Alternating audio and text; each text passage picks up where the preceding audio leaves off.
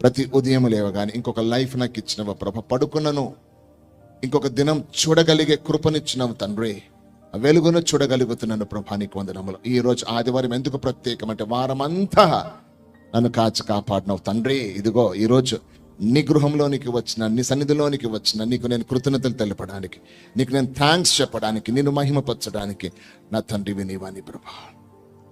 It's very must గుర్తుపెట్టుకుని. అందుకే నీ జీవితంలో ఆదివారం అనేది ఒక ప్రత్యేకమైన దినముగా ఉండాలి.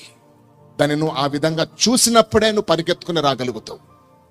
ఆ దినము నిజంగా నీ జీవితం ఒక ప్రత్యేక దినం అన్నప్పుడు నువ్వు శనివారం నుండి దాని కొరకు సిద్ధపడతావు.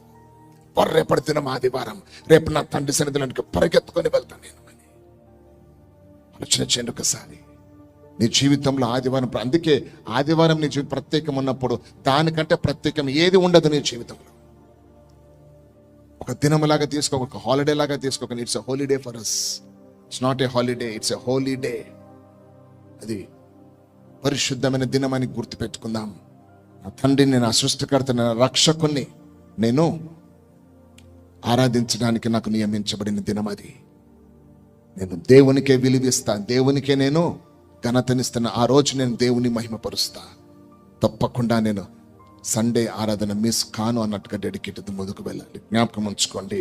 ఈవెన్ ఇంట్లో ఉండి చేసుకోవడం కూడా కాదు. You have to come to the church. We should have a fellowship. మనం సహవాసం కలిగి ఉండాలి. సరే, అనారోగ్య పరిస్థితి వేరు, కానీ మామూలుగా you have to come running to the church with a fellowship. దేవుడు అంటాడు కదా, మందిరం ఎందుకు పెట్టినాడు అంటే అందరము కలిసి ఒక కుటుంబముగా దేవుని ఆరాధించడానికి. కాబట్టి మళ్ళీ గుర్తుపెట్టుకోండి ఒకసారి,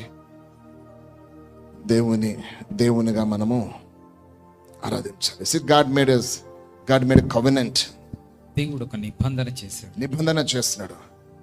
ఏంటి దాని నిబంధన అని అంటే, I will establish my covenant.